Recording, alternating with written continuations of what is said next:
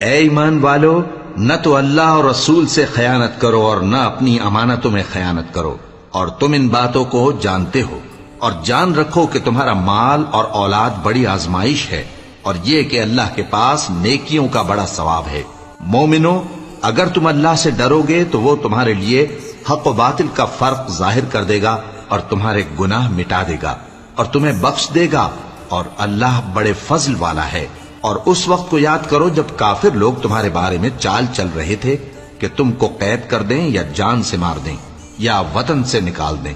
تو ادھر تو وہ چال چل رہے تھے اور ادھر اللہ تدبیر کر رہا تھا، اور اللہ بہترین تدبیر کرنے والا ہے۔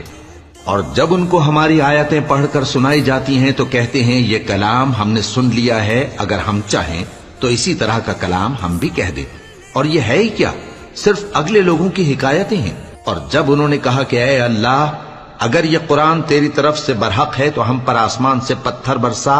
یا کوئی اور تکلیف دینے والا عذاب بھیج دے،